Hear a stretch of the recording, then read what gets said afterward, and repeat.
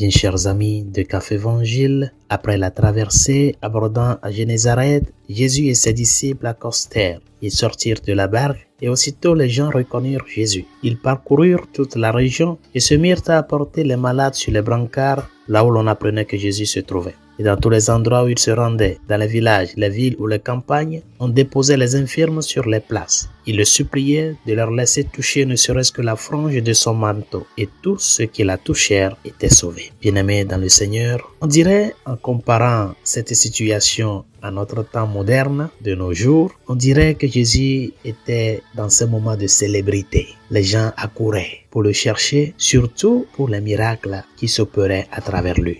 On dirait de nos jours que Jésus était dans son temps de gloire. Mais au fond, chers amis, si nous avons bien écouté l'évangile, une question doit nous venir à l'esprit. Pourquoi Dieu s'est fait homme? Pourquoi il est venu chez nous? Ce n'est pas pour se cacher, c'est pour se révéler à l'humanité qu'il est le sauveur des hommes, qu'il est le Rédempteur unique. Mais tout ce que le Christ a fait avant le mystère de la passion, c'est pour amener la foi de ces personnes-là qui le suivaient à grandir en sa divinité. Que tous les malades qui touchaient la frange du manteau de Jésus étaient sauvés, chers amis, cela, je ne sais pas comment eux, ils avaient vécu ce temps-là, mais cela doit être vraiment un motif de voir en Jésus-Christ une nouvelle œuvre différente qui s'opère. Dieu s'est fait homme, il est venu à nous pour se faire proche de nous. Et c'est pour cela, malgré ces moments-là, qu'il cherchait à se retirer quand le peuple se présentait. Il ne rejetait pas le peuple. Il est toujours là avec eux. J'ai écouté le cri de mon peuple, je suis descendu pour le secourir, dit Yahvé à Moïse. Oui, chers amis, la question du salut que le Christ nous a apporté n'est pas seulement une question du point de vue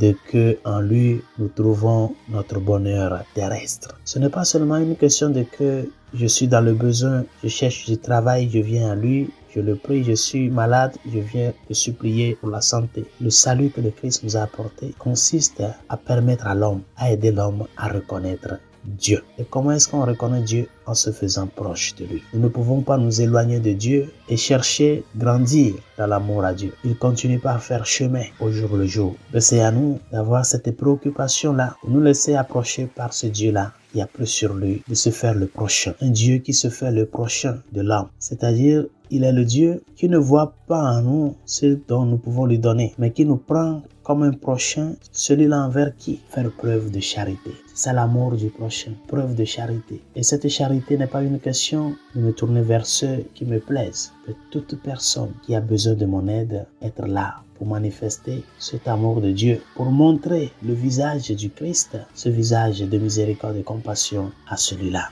Oui, chers amis, ces personnes-là qui accouraient vers Jésus de pas d'autres régions, qui ont fait des longues marches pour parvenir à lui, étaient des personnes qui cherchaient refuge, qui cherchaient secours. Bien que leur motivation n'était pas parfaite, même dans cette imperfection, se sont approchés à celui qui peut les faire parvenir à la perfection, c'est le Christ. Sûrement que beaucoup d'entre ceux et celles qui ont été guéris l'ont suivi. Bien que ce ne seraient pas tous, mais il y aura certains qui l'auraient suivi. Et c'est de là que petit à petit, le témoignage de vie transforme ces personnes-là en d'autres relèves qui vont porter le message de ce que Dieu a fait dans leur vie, porter ce message à d'autres. Et c'est ça que nous appelons l'évangélisation. Si tu t'es approché de lui et tu as vu ses merveilles, va, montre-le aux autres. Et dans cette joie si profonde, comme il a manifesté avec la brebis perdue, aide ces personnes à se mettre en chemin vers lui qui vient nous rencontrer. Que sa grâce nous y est. Bonne journée. Dieu vous bénisse.